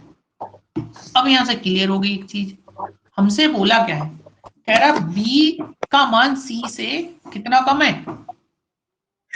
बी का मान सी से, बी का मान सी से 36 कम है, मतलब जो सी है वो क्या होगी? 36 ज्यादा होगी, यही तो मतलब हुआ। बी का मान सी से कितना कम है? 36। अगर बी का मान 36 कम है तो सी का मान 36 ज्यादा होगा, समझे ये बात? तो अगर बी का मान सी से 36 कम है तो सी का मान 36 ज्यादा होगा, यानी इसको पहले ही 36 दे दो, समझ गए? अगर सी का मान 36 ज्यादा है तो 98 में से 36 तो इसके पास ज्यादा है ही है, 98 में से 36 घटाओ, कितना बचा? 62, और 62 को आधा आधा बांट लो, 31 इसके पास, 31 इसके पास, तो बी की वैल्यू होगी 31, सी की वैल्यू होगी 67, 67, और ए की वैल्यू कितनी हो जाएगी? 2। तो हमसे अधिकतम बड़ी, सबसे बड़ी संख्या पूछ रहा है, सबसे बड़ी संख्या क्या होगी? 67 होगी। कितने लोगों को क्लियर हो गया बताओ जरा? बिल्कुल सही, हाँ सही है बिल्कुल, 67, 31 और 2। बताओ किसी को डाउट है यहाँ पे इस क्वेश्चन में? अगर नहीं समझ में आया हो तो बताते हैं भी फिर से दोबारा। क्लियर हो गया? ओके ठीक है, ओके ओके, बाकी सबका क्लियर हो गया? ओके ठीक है, चलो अब नेक्स्ट क्वेश्चन देखो। ओके ठीक है, देखो ये बांटने वाली अगर कंडीशन समझ में ना आए तो आप इक्वेशन भी बना सकते हो, वरना सिंपल सा ऐसे समझा करो, दोनों का जोड़ है 98, सी कितना ज्यादा है? 36 ज्यादा है, तो सी को पहले ही 36 दे दो। सपोज ऐसे मान लो कि ये दो बच्चे हैं बी और सी, दोनों को 98 रुपए बांटने हैं, दोनों कितने बांटने हैं? लेकिन सी को 98 रुपए ज्यादा, सॉरी 36 रुपए ज्यादा देने थे, तो 36 इसको पहले ही दे दो, 36 पहले ही दे दिए तो बचे कितने 62 रुपए, दोनों को आधे आधे बांट लो, एक के बाद 36 ज्यादा पहुंच जाएंगे। ठीक है, तो इस तरह से बांटते हैं। वरना आप इक्वेशन भी बना सकते हो, लेकिन इक्वेशन बनाने की कोई जरूरत नहीं है, बहुत सिंपल है यहाँ पे करना। ठीक है, अब नेक्स्ट क्वेश्चन देखो। क्वेश्चन विजिबल है सबको? क्वेश्चन 60 से 90 के बीच कितनी अभाज्य संख्या है? इस टाइप का क्वेश्चन पिछली बार जीडी में पूछा जा चुका है। इतना सिंपल क्वेश्चन पूछा गया था, 60 से 80 के बीच में कितनी अभाज्य संख्याएं हैं। लेकिन हम आपसे पूछ रहे हैं 60 से 90 के बीच में कितनी अभाज्य संख्याएं हैं। देखो ऑप्शन है 4 है, 6 है, 7 है या 8 है। 7 है, 7 है। देखो या तो आप ट्रिक से याद रखो, ट्रिक से याद नहीं रख सकते हो। देखो हमने ट्रिक क्या बताई थी आपको, ट्रिक बताई थी 44, 22, 322, 321। ठीक है, हमें 90 तक बताने, कहां तक 90 तक, तो ये तो हो गया 90 तक। ठीक है, और कहां से बताने, 60 से, तो ये हो गया 80 से 90, ये हो गया 80 से 90, ये 70 से 80, ये 60 से 70। तो देखो 2 3 5, 5 और 2 7, ऐसे भी काउंट कर सकते हो, वरना आप नंबर ध्यान रखो, हमें 60 से कहां तक लेने हैं 90 तक। हमें नंबर पता होने चाहिए कौन कौन से हैं, तो कौन सा है 61 है, उसके बाद कौन सा है 67 है, उसके बाद कितना है 71 है, उसके बाद है 73, फिर है 79, फिर है आपका 83, और फिर कौन सा 89 है। ठीक है, तो देखो कितने 1 2 3 4 6 7, टोटल कितने नंबर है 7। ये स्पीकर ऑन करो, किसका स्पीकर है, स्पीकर ऑफ कर लो भाई।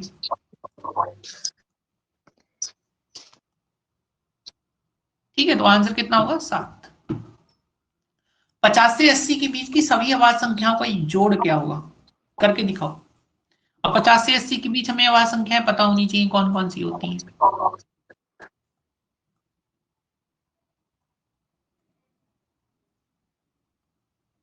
हमें 50 से 80 के बीच में अभाज्य संख्याओं का जोड़ बताना है, तो हमने अभाज्य संख्याएं आपको लिखवाई हैं, बताओ कौन सा होगा आंसर। 240 होगा, 384 होगा, 320 होगा या 400 होगा। तो 50 के बाद क्या आता है, अरे किसका स्पीकर ऑन, हाँ करवा दिया ऑफ।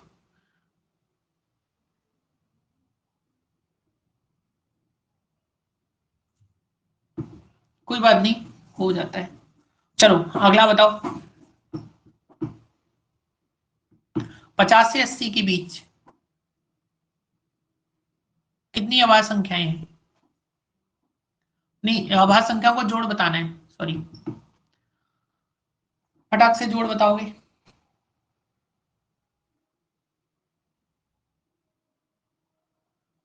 240 है, 384 है, 320 है या 400 है।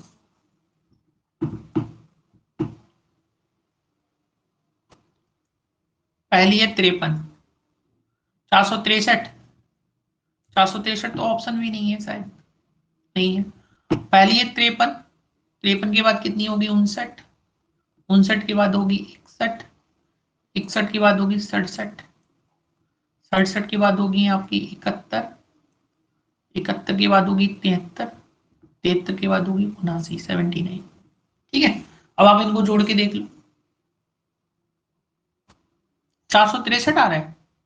अच्छा, तो हो सकता है गलत आंसर लिख गया हो, एक बार चेक कर लेते हैं। मैं यहां तक चेक कर लूं 70 तक।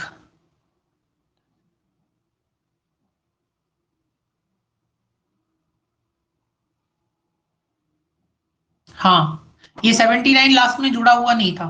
ठीक है, सही है, वो 463 ही आएगा, मैं ऑप्शन सही कर देता हूँ। ठीक है, आप जब जोड़ोगे तो वो सही आएगा, 463 ही आएगा, सही सही 463 ही आएगा, मैं ऑप्शन सही कर देता हूँ। वो 79 लास्ट में जुड़ा हुआ नहीं था।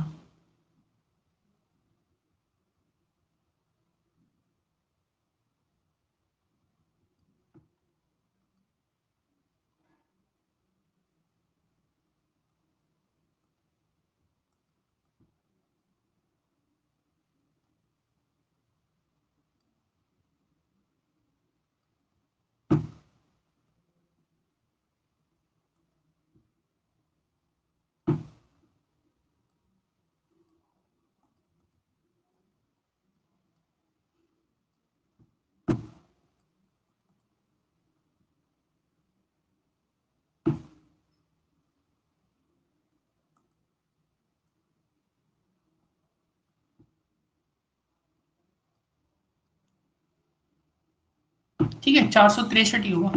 चलो वो लिखा नहीं आ रहा है, वो सही कर लेंगे बाद में। 463 ही आंसर लगाओ इसका। ठीक है। हाँ, नेक्स्ट क्वेश्चन करो। नेक्स्ट क्वेश्चन है आपका 40 से 70 के बीच की सभी अभाज्य संख्याओं का औसत क्या होगा। अब देखो औसत आपको पता है कैसे निकालते हैं। जब भी हमें एवरेज निकालना है, औसत निकालना है, तो ऊपर रखेंगे पदों का योगफल बटे पदों की संख्या।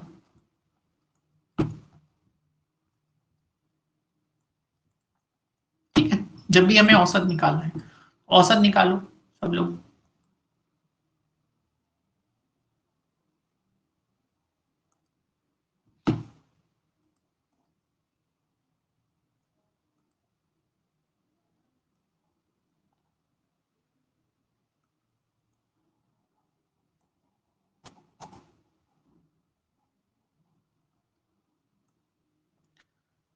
कहां से है, 40 से लेकर 70 तक।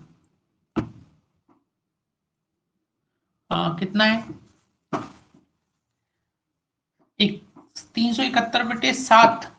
इसको डिवाइड करके देखो, कट रहा है ये 53, 53 सही, बिल्कुल 53 राइट आंसर। ठीक है, 53 बिल्कुल राइट आंसर है। करके बताना पड़ेगा क्या, एक कर लोगे आप लोग।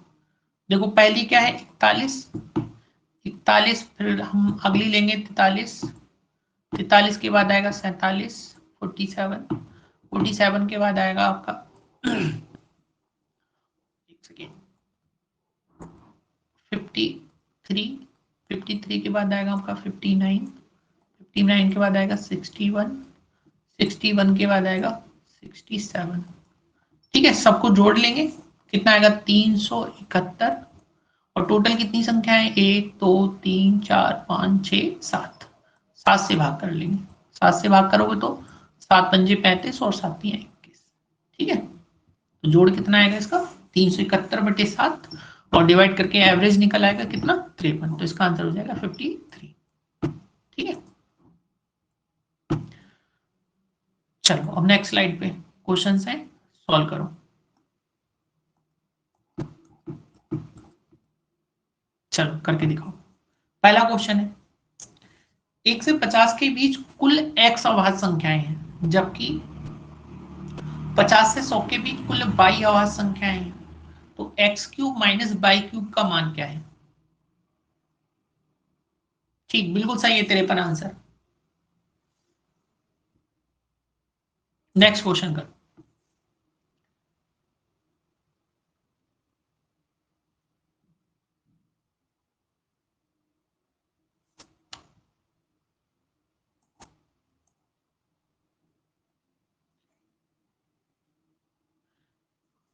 चलो फटाक से आंसर बताओ। 1 से 50 के बीच कुल x अभाज्य संख्याएं हैं तथा 50 से 100 के बीच कुल y अभाज्य संख्याएं हैं।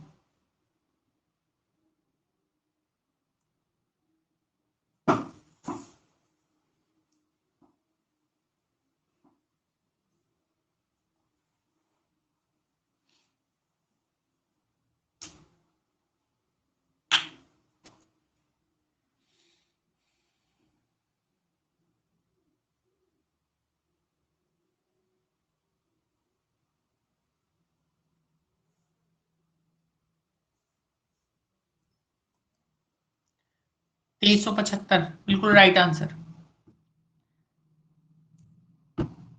बहुत बढ़िया। चलो देखो, बिल्कुल सही आंसर है। देखो अगर हम बात करें 1 से 50 के बीच, तो 1 से 50 के बीच कितनी होती है, 15। और कह रहे कुल कितनी है x, तो x की वैल्यू हो गई 15। 50 से 100 के बीच अगर हम बात करें अभाज्य संख्याएं कितनी होती हैं, तो होती हैं 10। और इसकी बात कर रहा है ये y है, तो हमसे पूछा क्या है, x³ माइनस y³। x की वैल्यू कितनी है 15, तो 15 का क्यूब। y की वैल्यू कितनी है 10, तो 10 का क्यूब। देखो 15 का क्यूब होता है आपका 3375। आपको क्यूब याद रखने हैं, बाद में मैं बताऊंगा कैसे निकालते हैं, वो भी बताऊंगा, लेकिन अभी के लिए आपको क्यूब पता होने चाहिए। तो देखो 3375 में से 1000 घटा दो, कितना बचा? 2375। ठीक है, तो टोटल कितनी टोटल मान कितना होगा? 2375। बिल्कुल सही आंसर 2375। चलो नेक्स्ट आंसर बताओ सूरजपाल। अगला क्वेश्चन है, 1 से 100 के बीच कुल ए अभाज्य संख्याएं हैं तथा 100 से 200 के बीच कुल बी अभाज्य संख्याएं, ए स्क्वायर प्लस बी स्क्वायर का मान क्या है? ऑप्शन है 1000, ऑप्शन है 1116, अगला ऑप्शन है 1100, अगला है 1225।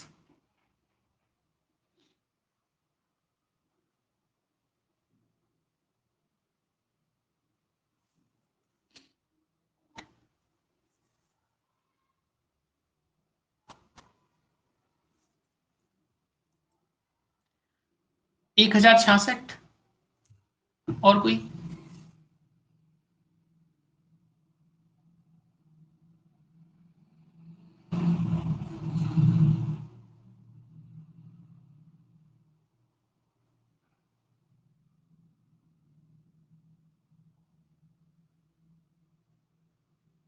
देखो भाई आंसर कितना आ रहा है।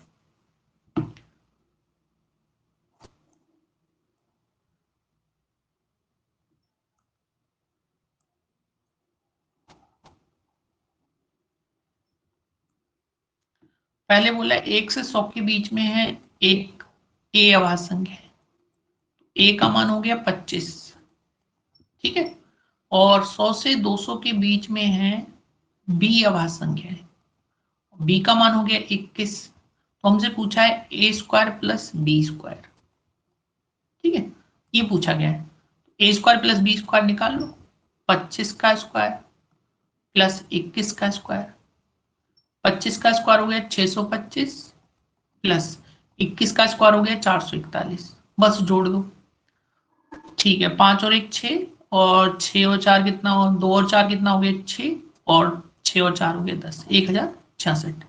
हाँ ठीक है, आंसर सही कर लेना इसका थोड़ा सा, ये 1000 जीरो यहाँ पे होना चाहिए, पहले वाले को ही बना लो। अच्छा 1066, 1066।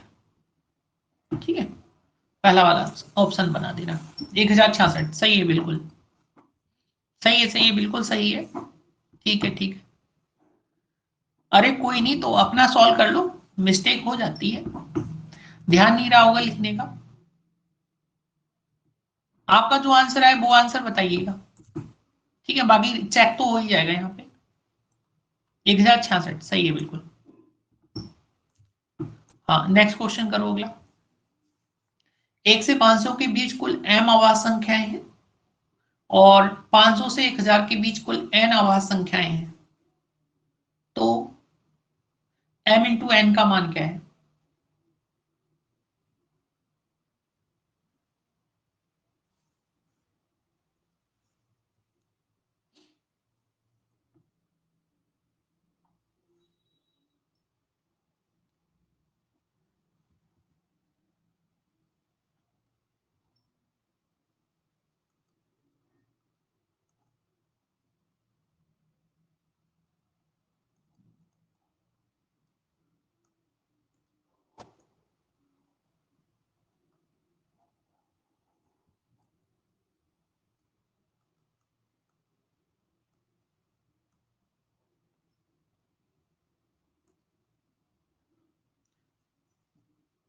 सिक्स 6935।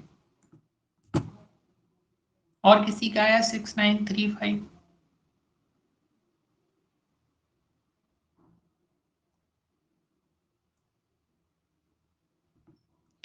देखो 1 से 500 के बीच होती है 95, कितनी होती है 95, और 500 से 1000 के बीच होती है 73, और इसकी वैल्यू बोला है m है और इसकी वैल्यू बोला है n है, तो m इंटू n बताना है। m की वैल्यू है 95, n की वैल्यू है 73। अब बड़ा सिंपल है इसको करना, देखो इसको हम 100 - 5 लिख सकते हैं 95 को, तो इसको मल्टीप्लाई करना है कितने से, 73 से, बस सॉल्व कर लो इसे। सॉल्व करेंगे तो इसका अंदर मल्टीप्लाई करो, ये हो गया 7300 माइनस 5 से गुणा कर लो, 3 पंजे 15, 5 सत्ते 35 और 1 36, इतना माइनस कर दो। ठीक है, कितना बचेगा 6985। बस ये आंसर हो जाएगा इसका, बी ऑप्शन।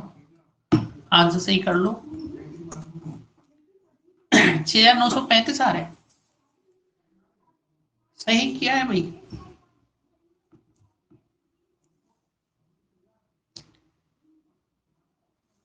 हम देख लेते हैं एक बार घटा के, 10 में से 5 गया 5, 9 में से 6, हाँ 9 में से 6 गया 3, सॉरी, ठीक, 6935, ठीक है, 6935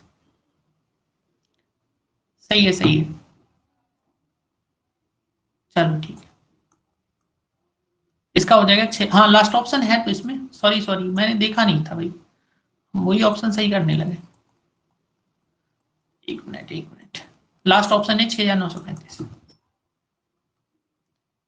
ठीक है, अब अगला क्वेश्चन देखो, ये वाला क्वेश्चन करो। कह रहा है कौन सा डेफिनेटली ट्रू है, ट्रू बताने कौन सा वास्तविकता में सत्य है। चलो पहला ऑप्शन है प्लस प्लस इंटू माइनस बराबर प्लस ही होगा, और माइनस माइनस इंटू प्लस बराबर माइनस होगा। ठीक है, अब इसको सॉल्व करके बताओ कौन सा डेफिनेटली ट्रू है। सी,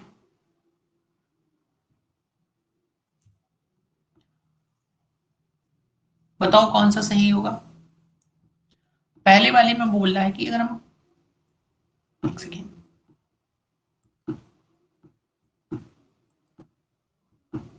पहले वाले में है अगर हम plus into plus into plus करें तो प्लस ही आएगा क्या,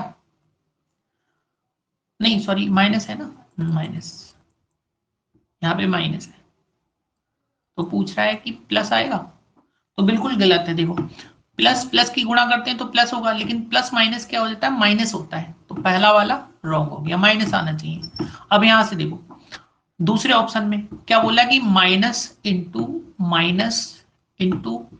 प्लस बराबर माइनस होगा क्या, तो नहीं। देखो माइनस माइनस करोगे तो प्लस हो जाएगा, और प्लस प्लस की गुणा प्लस होती है, क्या होती है, प्लस। तो यहाँ पे माइनस नहीं होगा, यहाँ पे क्या होगा, प्लस, तो यहाँ प्लस नहीं है, क्या है, माइनस, तो गलत हो गया।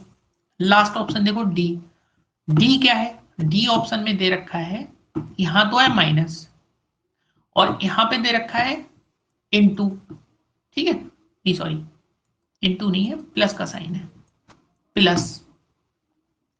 अब यहां प्लस का स्क्वायर है, तो हमने अभी बताया कि प्लस पे, पॉजिटिव पे जब भी सम संख्या हो तो हमेशा क्या आता है, प्लस ही आता है, तो यहां तो प्लस आएगा। अब हमें एक चीज पता चल गई, क्या पता चला कि ये भी प्लस है और ये भी प्लस है, तो प्लस प्लस क्या रहेगा, प्लस रहेगा। अब यहाँ माइनस है, यहाँ प्लस है, और प्लस माइनस क्या होगा, तो प्लस माइनस घटने पर क्या बनाता है। अब ये पॉजिटिव, यहाँ पे इनटू का साइन होना चाहिए शायद, यहाँ पे इनटू का होगा, क्योंकि प्लस माइनस कट के जीरो हो जाता है, प्लस माइनस कट के क्या हो जाता है, जीरो। तो ये वाला माइनस बोल रहा है, तो यहाँ पे गलत हो गया। अब हमारे पास बचा है option C, option C check करना है कि सही है या नहीं है। तो यहां से देखो माइनस पे कैसी पावर है, तो एक सम संख्या है, कैसी है, 4 एक सम संख्या है, तो अगर ये 4 सम संख्या है तो ये तो प्लस का हो जाएगा, फिर किसका हो जाएगा, प्लस का। अब यहां क्या लिखा है देखो, पॉजिटिव पे पावर कैसी है, नेगेटिव है, पॉजिटिव पे पावर कैसी है, नेगेटिव है। तो यहां से एक चीज समझना, क्या समझना है कि अगर हम x की पावर माइनस का a लिख दें या माइनस का 2 लिख दें, तो इसका मतलब होता है 1/x²।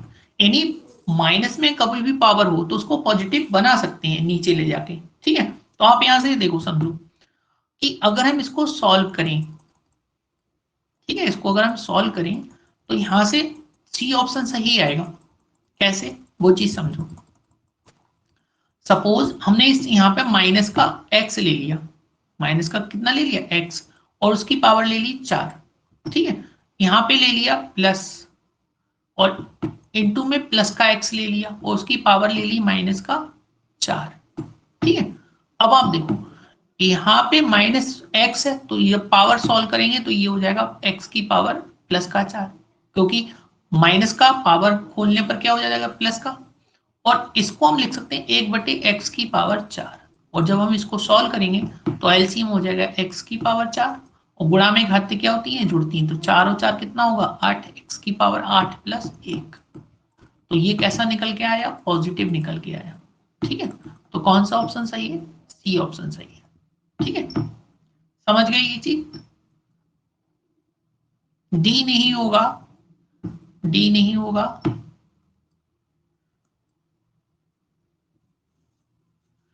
Excuse me, plus plus minus zero हमेशा नहीं होगा, जीरो नहीं होगा।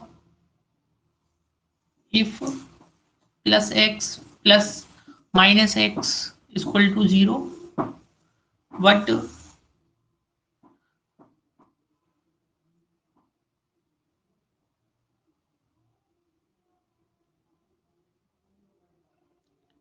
हाँ समझाओ भाई।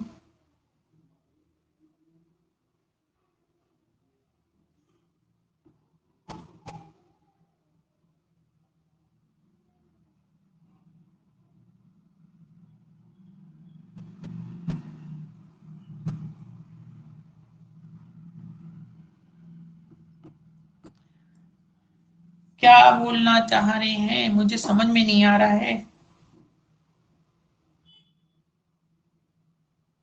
Minus x plus minus y, चलो देखो समझा देते हैं। कौन सा ऑप्शन समझ में नहीं आया ये क्लियर कर दो, फिर मैं वही ऑप्शन समझा दूं। Minus x plus minus y, अच्छा फिर से बता दें। ओके ओके, और फिर से समझा देते हैं, फिर से समझ लो। देखो आप कोई वैल्यू मान लो, ठीक है, मैं वैल्यू रख के समझा देता हूं, तब आप समझ जाओगे। वैल्यू रख के समझ लो।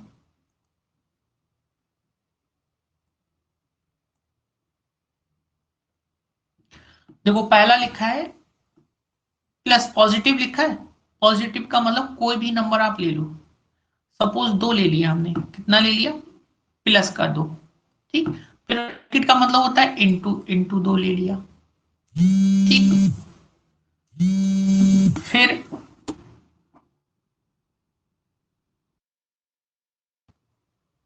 ठीक है, अब आप इसका मल्टीप्लाई कर लो, 2 दूनी 4, 4 दूनी 8, अब मल्टीप्लाई तो आएगा 8, ठीक है।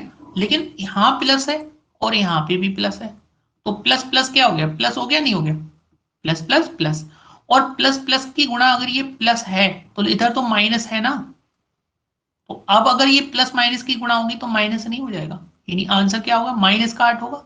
जबकि यहाँ कह रहा है कि पॉजिटिव होगा, क्या नहीं, पॉजिटिव नहीं होगा, पहला ऑप्शन गलत, ठीक। अब दूसरा ऑप्शन समझो, कह रहा है कि यहां माइनस है, यहां माइनस है,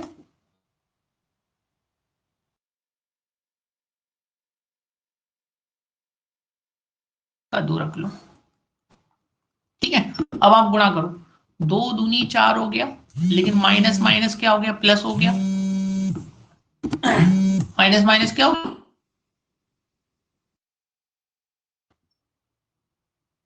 इनटू में कितना है प्लस का 2 और है, तो 4 दूनी कितना हो गया 8। अब आप बताओ प्लस प्लस क्या हो जाएगा, प्लस होगा नहीं होगा, तब यहाँ क्यों क्या बोल रहा है माइनस है, तो माइनस भी गलत हो गया नहीं हो गया। ऐसे अगर हम ऑप्शन सी देखें तो सी ऑप्शन में देखो क्या दे रखा है, कह रहा है माइनस, अब आप देखो 2 लिख लो यहाँ माइनस का, और पावर कितनी लगा दो 4, ठीक है। यहाँ प्लस का पॉजिटिव नंबर लिख लो, 2 लिख लिया हमने पॉजिटिव, और माइनस लगा दो, कुछ भी जो आपको माना है, हमने मान लो माइनस की 2 लगा दी, तो आप देखो ये 2 की पावर 4 हो जाएगा 16, लेकिन माइनस है, माइनस पे सम पावर होगी तो कैसा हो जाएगा प्लस का, और इसको हम चेंज करके लिख सकते हैं 1/2 की पावर 2, क्योंकि ऊपर पावर होगी तो बटे में आके वो पॉजिटिव हो जाएगी। ठीक है, तो ये हो गया 16 प्लस 1/4। अब अगर हम एलसीएम लेंगे तो एलसीएम हो गया 4 और 16 चौका 64, 64 प्लस 1 65, 65/4। अब आप बताओ ये पॉजिटिव आया नेगेटिव? पॉजिटिव आया ना, वही तो बोल रहे हैं पॉजिटिव है, तो बिल्कुल सही है, पॉजिटिव है। तो कौन सा ऑप्शन सही हुआ? अब क्लियर हुआ नहीं हुआ? क्लियर है?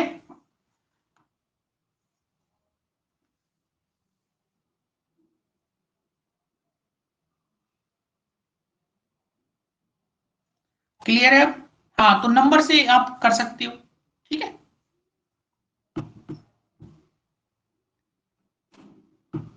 क्लियर हो गया बिल्कुल। चलो अब देखो नेक्स्ट स्लाइड। अगला क्वेश्चन ये है, अगला क्वेश्चन बताओ। कह रहा है A into B into C equal to positive है, तो एबीसी पूर्णांक है तो निम्नलिखित में से कौन सा कथन सत्य है? ए और बी दो पॉजिटिव हो सकते हैं, आइदर का मतलब या तो ए या B must be positive, A sorry B और सी मस्ट बी पॉजिटिव, तो बी और सी पॉजिटिव हो सकते हैं। At most two of them is positive और टू इज नेगेटिव, कम से कम दो नेगेटिव होंगे। उसके बाद है दो हमेशा पॉजिटिव होंगे। उसके बाद लिखा है एटलीस्ट कम से कम एक पॉजिटिव होगा। बताओ कौन सा सही है? अच्छा हिंदी बताओ, हिंदी पहले वाले की हिंदी देखो। कह रहा आइदर बी और C must be positive, B या सी इनमें से कोई एक पॉजिटिव होगा। दूसरा ऑप्शन है eight most two of them is positive, मतलब इनमें से कोई दो, हम दो नेगेटिव होंगे। ठीक है, एट मोस्ट का मतलब है दो नेगेटिव, मतलब मस्ट का मतलब है जरूरी ही होंगे। ठीक है, दो नेगेटिव होंगे। सी ऑप्शन में must to of them is positive, कोई दो पॉजिटिव होंगे। अब इसमें डी ऑप्शन है एटलीस्ट एक, कम से कम एक तो नेगेटिव होगा ही होगा। अब बताओ कौन सा सही है? देखो बड़े सिंपल है, कह रहा है कहीं A into B into C equal to क्या है? पॉजिटिव है। इक्वल टू क्या है? पॉजिटिव है। अब पॉजिटिव कैसे आ सकता है? देखो अगर हम सबको पॉजिटिव रख लें तो पॉजिटिव आएगा। एक तो कंडीशन ये बन सकती है, अगर हम इन दोनों को नेगेटिव रख लें और इसको क्या रख लें? पॉजिटिव रख लें, तब भी पॉजिटिव आएगा। ठीक है, कैसे पॉजिटिव आएगा? देखो माइनस माइनस प्लस होगा और प्लस होके ये प्लस से मल्टीप्लाई हो तो प्लस हो जाएगा, हो जाएगा। तो दो ही केस बन सकते हैं, या तो कम से कम दो नंबर हम नेगेटिव रखें, कम से कम दो नंबर क्या रखें हम? अधिकतम दो नेगेटिव रखें। देखो अगर हम दो से ज्यादा रखेंगे तो देखो हमने मान लो तीनों नेगेटिव रख लिए, तो हमें पता तीनों अगर नेगेटिव होंगे तो आप देखो माइनस माइनस प्लस और प्लस माइनस माइनस हो जाएगा, पॉजिटिव नहीं होगा। ठीक है, मान लो कि हमने एक नेगेटिव रख लिया, हमने क्या कर लिया? एक नेगेटिव नेगेटिव रख लिया, तब भी तो नेगेटिव आएगा क्योंकि प्लस प्लस प्लस रहेगा और प्लस माइनस माइनस हो जाएगा। तो आप देखो चार केस बनना है, लेकिन चार केस में दो ही केस ऐसे बनना है जिसमें पॉजिटिव आ रहे हैं। पहला कि अगर हम दो में क्या रखें? दो नेगेटिव रखें एक पॉजिटिव रखें, या फिर सबको पॉजिटिव रख लें। अब देखो पहला ऑप्शन पढ़ो, कह रहा है आइदर बी और C must be positive, must be positive, तो बी और सी को पॉजिटिव रखेंगे। मान लो दो नंबर हम पॉजिटिव रखेंगे एक नेगेटिव रखें, तो पहला ऑप्शन गलत हो जाएगा क्योंकि जोड़ पॉजिटिव नहीं आ सकता, उस केस में कैसा आएगा? नेगेटिव आएगा। ठीक है, कह रहा है at most two of them negative, तो हाँ देखो कम से कम दो तो नेगेटिव रखने ही पड़ेंगे तभी पॉजिटिव आ सकता है, तो ये वाला ऑप्शन सही है। कह रहे हैं at most two of them positive, अगर देखो दो पॉजिटिव रखेंगे, अगर दो हम पॉजिटिव रख लें तो एक नेगेटिव रखना पड़ेगा, और एक नेगेटिव रखेंगे तो ऑप्शन क्या हो जाएगा? गलत हो जाएगा, क्योंकि दो पॉजिटिव होने पर एक नेगेटिव रख रहे हैं तो आंसर क्या बनेगा? नेगेटिव बनेगा। ठीक है, ऐसी डी ऑप्शन देखो at least one of them is negative, तो कम से कम एक नेगेटिव रखोगे, तो एक नेगेटिव रख अगर हम रख दें तो यहां से देखो अगर हम एक नेगेटिव रखेंगे और बाकी दो पॉजिटिव होंगे तब भी नेगेटिव बनेगा, तो कौन सा ऑप्शन होगा? बी ऑप्शन सही होगा। समझ गई ये बात? क्लियर हो गई? क्लियर हो गई ये चीज?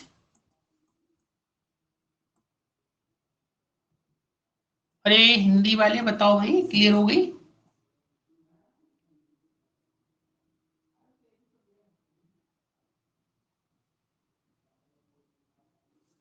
ठीक है, क्लियर हो गया ना सब? चलो एक क्वेश्चन और है, आंसर बताओ।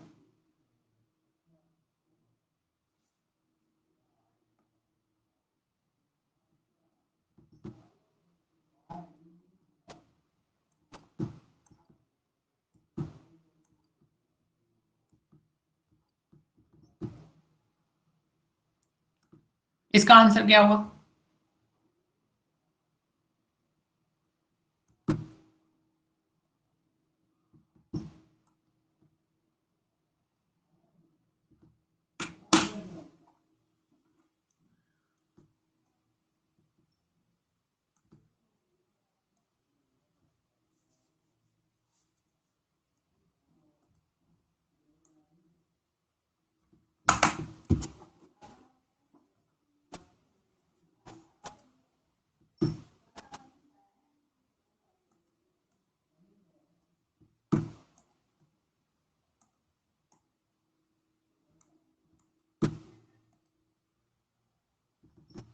कैमरा ऑफ है, इतनी देर से बताया ही नहीं भाई किसी ने।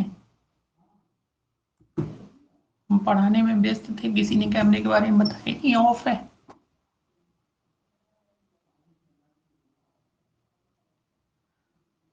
कौन सा सही है? जी sir, can you please tell me what is the exact timing of your class? बस लास्ट है, हम सोच रहे हैं टॉपिक क्लियर ही करा देना, इसलिए।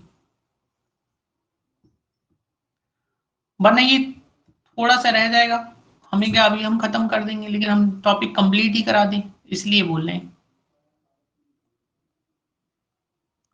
ये लास्ट क्वेश्चन ही है शायद इस टाइप का।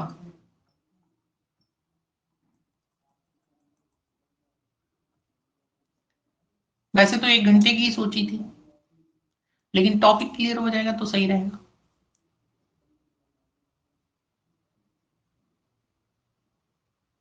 Okay okay. हाँ, अब इसको आंसर को बताओ जरा। Which of the following is statement is true? कौन सा सही है? अगर हम ऑड ऑड इवन को मल्टीप्लाई करें तो ऑड आएगा, ऑड प्लस इवन करें तो ऑड आएगा। बताओ कौन सा सही होगा?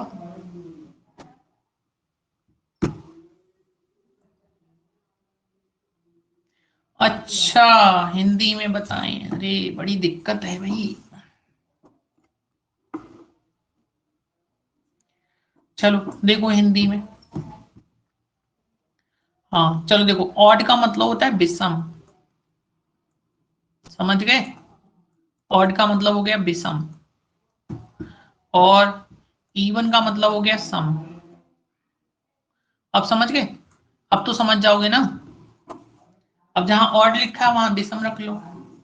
देखो कह रहा दो तीन ऑड नंबर का, तीन ऑड ले लो, तो नहीं, दो ऑड ले लो, हमने मान लो ले लिया ऑड तीन, एक दो ले लो, और एक ले लो 5। तो कह रहा है जो मल्टीप्लाई है वो ऑड आएगा क्या? तो आप देख लो, 3 पंजे 15 दूनी 30, 30 कैसी संख्या है? सम संख्या है। ऑड का मतलब तो विषम है, तो गलत हो गया, विषम नहीं आएगा। ठीक है, आगे देखो।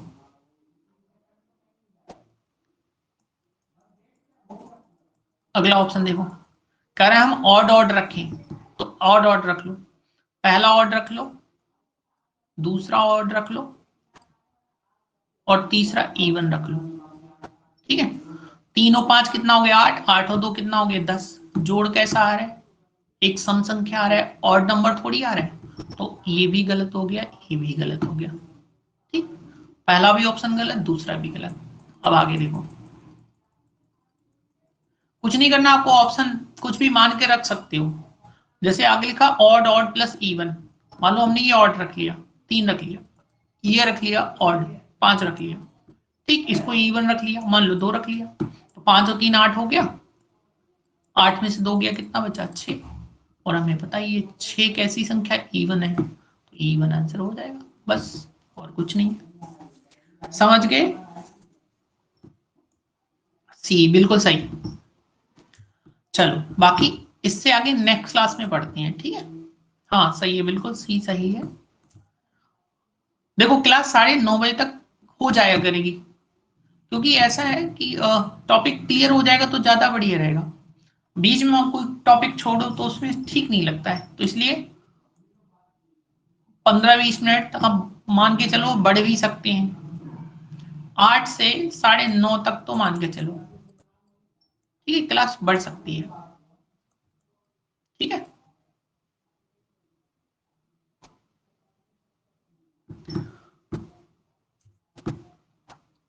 चलो बाकी अब नेक्स्ट क्लास में मिलते हैं।